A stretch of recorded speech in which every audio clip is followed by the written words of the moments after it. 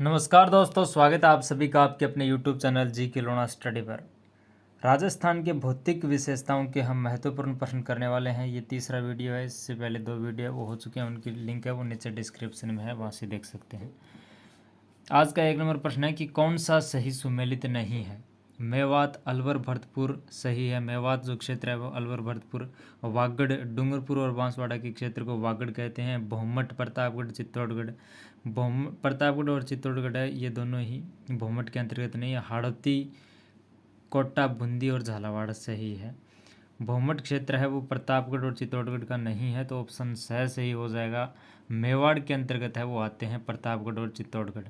मेवाड़ के अंतर्गत उदयपुर, राजसमंद, भीलवाड़ा, चित्तौड़गढ़, प्रतापगढ़ आते हैं।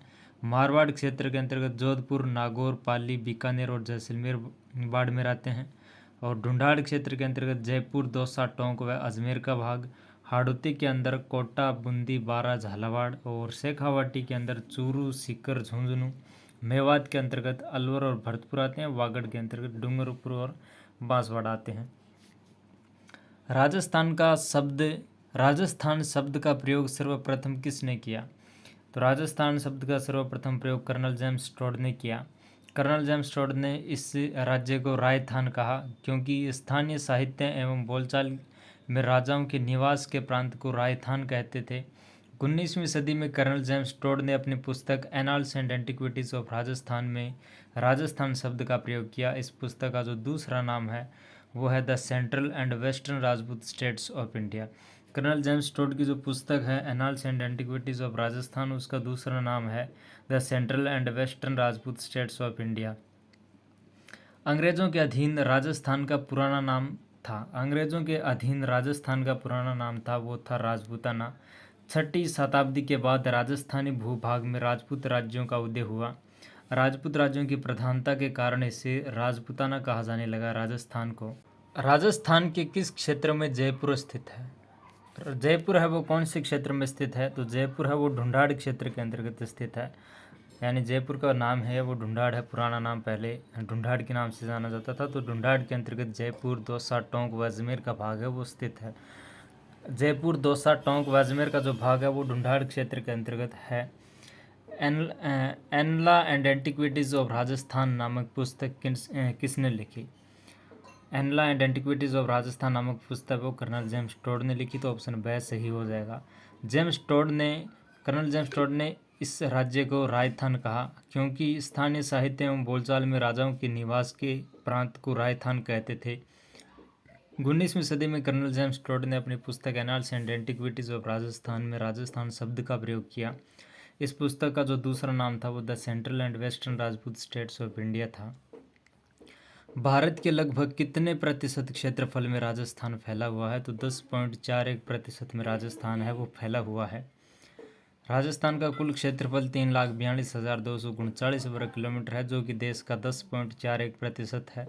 कथन है कि राजस्थान में सबसे पहले सूर्योदय धौलपुर के सिलाना गांव में होता है। कारण है कि धौलपुर राजस्थान के सबसे पूर्व में स्थित है। तो कथन सही है और कारण भी सही है। कथन सही है लेकिन कारण गलत है। कथन गलत है लेकिन कारण सही है। तो कथन और कारण दोनों गलत है। तो राजस्थान में सबसे पहले सूर्योदय वो धौलपुर के सिलाना गांव में होता है, सही है बात। कथन सही है और कारण भी सही है क्योंकि धौलपुर राजस्थान के सबसे पूर्व में स्थित है। कथन और कारण दोनों सही है। राजस्थान में सबसे पूर्व में सिलाना गांव जो कि धौलपुर ज़िले में है, और पश्चिम में जो गांव है वो है कटरा गांव जैसलमेर ज़िले में।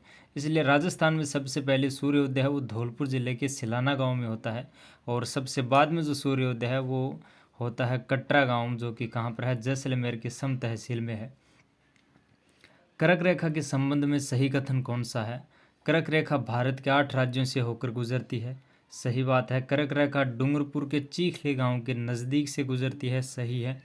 और बांसवाड़ा शहर कर्क रेखा से राज्य का सर्वाधिक नज़दीक शहर है, यह बात भी सही है। तो कर्क रेखा भारत के 8 राज्यों से होकर गुजरती है। कर्क रेखा डूंगरपुर के चीखली गांव के नज़दीक से गुजरती है।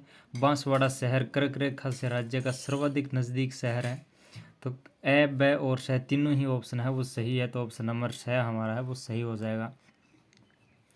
23 डिग्री 30 मिनट उत्तरी अक्षांश को कर्क रेखा कहते हैं। 23 डिग्री 30 मिनट उत्तरी अक्षांश को कर्क रेखा कहते हैं। कर्क रेखा भारत के 8 राज्यों से होकर गुजरती है।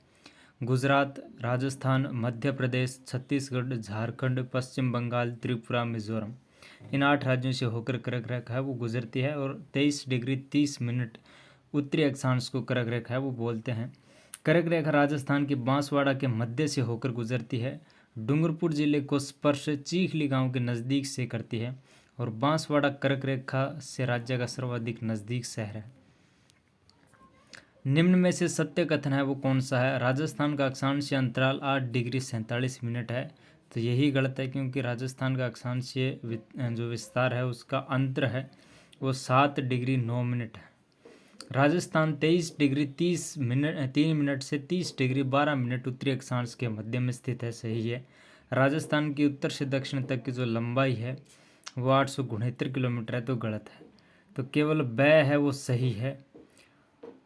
राजस्थान राज्य भारत में उत्तरी पश्चिम भाग में 23 डिग्री 3 मिनट से 30 डिग्री 12 मिनट उत्तरी अक्षांश से, और उसका जो अंतर है 7 डिग्री 9 मिनट, तथा 69 डिग्री 30 मिनट से 78 डिग्री 17 मिनट पूर्वी देशांतर, जिसका जो विस्तार है वो 8 डिग्री 47 मिनट के मध्य में स्थित है। राजस्थान का अक्षांशीय विस्तार 7 डिग्री 9 मिनट है। राजस्थान का देशांतरीय अंतराल है वो है 8 डिग्री 47 मिनट। राजस्थान से दक्षिण तक की जो लंबाई है वो 869 किलोमीटर, और जो उत्तर से दक्षिण तक की 869, पूर्व से पश्चिम तक की 869 और उत्तर से दक्षिण तक की 826 है।